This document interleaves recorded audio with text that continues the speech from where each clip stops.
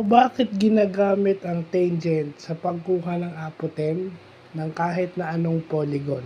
So bakit tangent ratio yung ginagamit at kung bakit ginagamit ang sine sa pagkuha ng circumradius? Okay, simple lang ang paliwanag dyan. Yung tangent daw is magdodraw ka sa isang hexagon, halimbawa 6 sides. Magdodraw ka ng isang line doon sa hahanapin mo yung apotem niya kahit sa ang side. Kasi yung apotem is a point from the vertex to the center. So, pag nag-draw ka ng isang line doon, it's obvious na makakabuo ka ng right triangle. At yung right triangle na yun, kitang-kita yung opposite side over adjacent side. Ayan o, nakita nyo, ayan o. Yung tangent 30 is equal to 2 over x. Ayan. Nakikita nyo yan. O. Yung 30 is 360 divided by 12.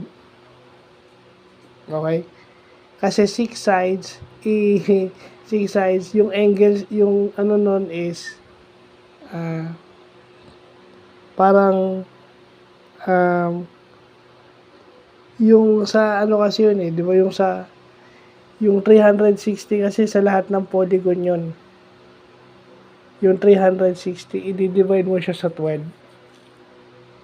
Yung number of sides. So, 30, no? Oh.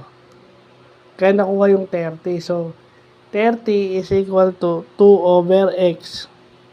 Opposite mo yung 2, then yung adjacent side mo is x. X is equal to 2 over tangent 30. I-divide mo yan. Basic trigonometry.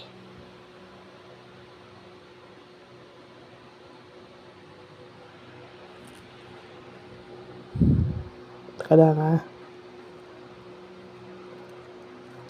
O yan.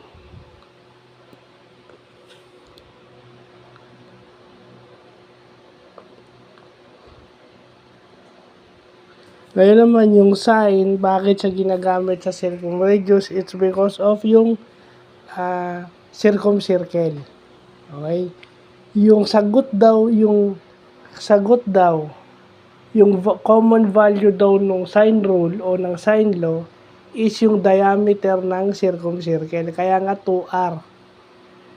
Sine law is equal to 2r or yung extended sine rule. O yun. Lagay na natin siya sa ganun.